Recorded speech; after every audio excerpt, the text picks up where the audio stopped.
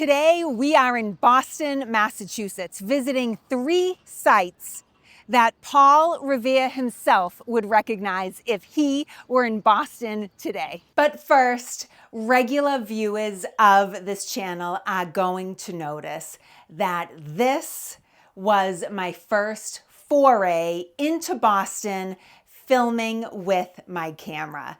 And I have to share with you all that I was really nervous. If you watch this channel, you know that especially lately, I've been spending a lot of time out at the Old North Bridge in Concord, Massachusetts. Now, I hope you're wearing your adventure pants because today we are off on another historical action adventure.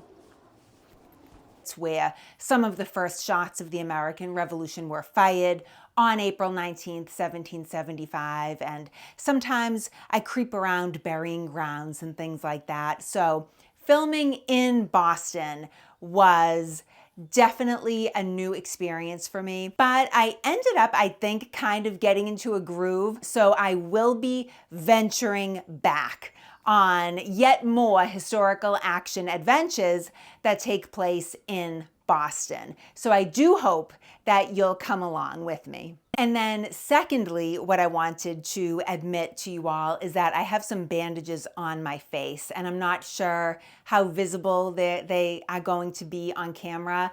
But I had a very minor skin procedure on this side of my face. So I've had bandages for the past 10 days or so, and I don't know how long I will be wearing them. So they might be in future videos. I'm wearing them now, but I didn't want to hold off on making a video or completing this video just because of them. So I just wanted to say that. So without further ado, let's check out the first stop on this mini tour of revolutionary Boston and check out some sites that Paul Revere himself, were he to drop down from the heavens and land in Boston today, would recognize. Let's go visit the Old South Meeting House, built in 1729. So here it is. We're on Washington Street in Boston right now, and there's the Old South Meeting House, an 18th century church that, as you can see, is flanked by all of these buildings from different centuries. And this is kind of characteristic of Boston and its architecture. I have to tell you all that it's absolutely swarming with people. And I was just hiding in an alleyway filming next to Old South Meeting House. It was the only place where there were no people. And so Old South Meeting House was also the site of the Boston Massacre orations. So for several years after the shooting in King Street of 1770, speakers would come and give kind of rousing speeches to commemorate the shooting in King Street that occurred in March of 1770. And so here's another view of it. And it was here that on the night of December 16th, 1773, a meeting of the body of the people was held, where it was being determined what to do about the tea that was currently sitting on board ships in Boston Harbor. And of course, we all know what happened after that. I think the hashtag would have been Boston Harbor, a teapot tonight. And I'm just jumping in here again to say, I said that phrase, like, we all know what happened after that. But then I thought, well, what if people don't know what happened after that? It was the Boston Tea Party. December 16th, 1773 was the night of the Tea Party. And prior to the actual destruction of the tea, the townspeople and several officials all met in the Old South Meeting House for a kind of discussion and debate on the topic of whether or not to unload the tea. The crowd had actually moved from Faneuil Hall up to the Old South Meeting House because Faneuil Hall was too small. And we'll see a little bit later, maybe, how small Faneuil Hall was in 1773. Hint, smaller than today. So I think Paul Revere definitely would recognize this building if he suddenly dropped down into Boston today. Another fun fact about Old South Meeting House, as I'm now headed to our second destination, that Paul Revere would recognize if he were here, is that during the siege of Boston, the British gutted the inside of the Old South Meeting House and they turned it into a riding school. Hi everybody, it's me, Katie. Welcome back to my channel where it is all Revolutionary War all the time.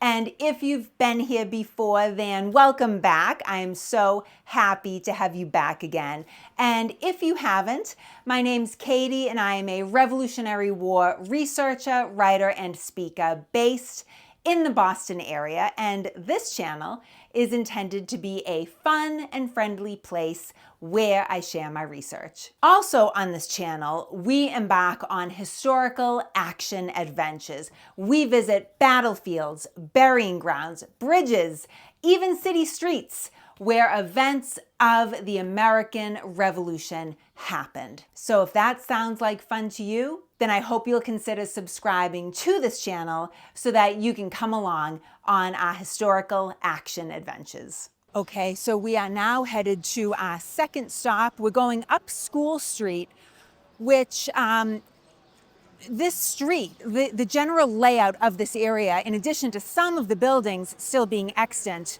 the layout is the same. We're kind of following the red brick road here. As many of you know, that red brick line on the sidewalk is the Freedom Trail in Boston. And it's just kind of like a walking route that's laid out through the city, weaving through the streets, taking you to all sorts of fascinating revolutionary sites. So let me know in the comments below if you've done the Freedom Trail. If you have, what's your favorite part of it? Or let me know if maybe you have plans to do the Freedom Trail one day. Now back to the video. So here's King's Chapel in Boston on Tremont Street, really just around the corner from the Old South Meeting House. And next to it is a burying ground that was established in 1630. Amazingly old, the year of Boston's founding. All right, we have arrived. King's Chapel, built 1754. Going through Boston today is a little bit like navigating an obstacle course. Now, what I really wanted to show you was the burying ground here that's next to King's Chapel, but it's closed. The gates are locked, so I can't get in, but I will kind of stick my camera through and show you a little bit. Okay, so this burying place was founded in 1630. So many of these burials date from the 1600s. And my understanding is that there are a lot more bodies here than there are headstones.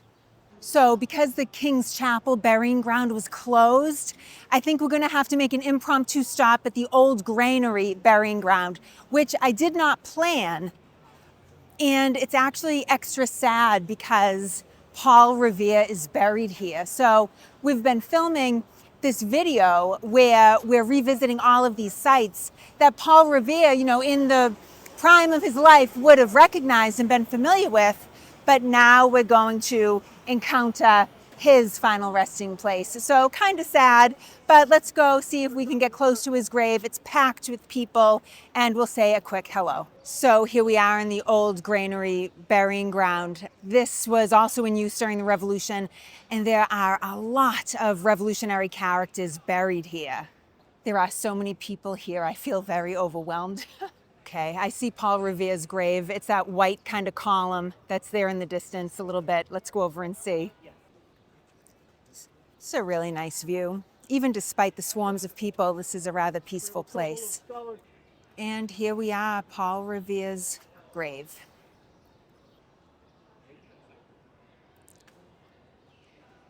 That says Revere's tomb. All right, well, I'm gonna head out of Old Granary while the getting is good, and we'll try and hit our third stop on our historical action adventure today. I am disappointed. I had really wanted to show you the King's Chapel burying ground because it is so old. but I hope you enjoyed the old granary. The third stop on our mini tour of Boston, of sites that Paul Revere would probably recognize if he were in Boston today, is the Old State House, built in 1713 and in the 1770s was called the Town House. So right up ahead is the Old State House, and this was built in 1713. And again, it has that kind of Boston characteristic of being this little 18th century building nestled in amongst modern skyscrapers, which I love. Paul Revere or any other person in revolutionary Boston, were they to visit Boston today, would still recognize this building and even the layout of this whole State Street area, which used to be King Street in the 1770s, kind of looks the same. And it was actually here, kind of out in front of this building and in the whole square area where the Boston Massacre shooting happened. And I have a video on that where I kind of talk about where the bodies fell here in this area. And here's kind of the front of the building, and then looking out over the square where the Boston Massacre happened. Now, this last site that we're going to visit was very much spur of the moment for me. I wanted to show you a really fun, whimsical, unusual, idiosyncratic feature of Boston that might typically go unnoticed. But before we visit our last stop on this tour of what sites in Boston would Paul Revere recognize, or really, I should say, any other person from revolutionary Boston, what buildings would they recognize? Would they know where they were if they dropped into Boston today? One site that I'm sure some of you are wondering, why didn't I visit, is Paul Revere's house, which still stands in Boston today. And I think it might actually be Boston's oldest wooden structure still standing. But we'll do that in a future video. I did not venture to Paul Revere's house today, although we did venture to his grave, which was, as you know, totally unplanned and very shocking. But what I really wanted to say was thank you all so much for being here. It feels really great to be back and to be talking with all of you. I've been a little bit out of commission for a while, so I'm really happy to be here. And I just wanted to say thank you all so much for watching. Now, to our final stop on our revolutionary tour, historical action adventure in Boston.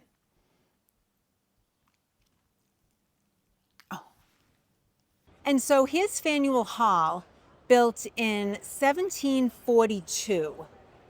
And would Paul Revere recognize it today? I don't know. And the reason I say that is Faneuil Hall was enlarged significantly in 1806. It used to be only 2 stories high and 3 window bays across. So just think about how tiny that was. It's much bigger today, but there's one little piece of it that I know for sure he would recognize. And that is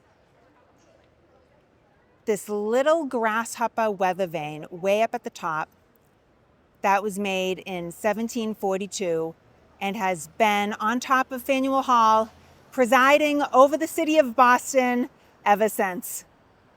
Thank you all so much for watching. I am so excited to get back out into Boston to continue filming. I had a ton of fun. I had a ton of fun filming this video, and I hope you'll all join me for the next one. Can't wait to see you next time.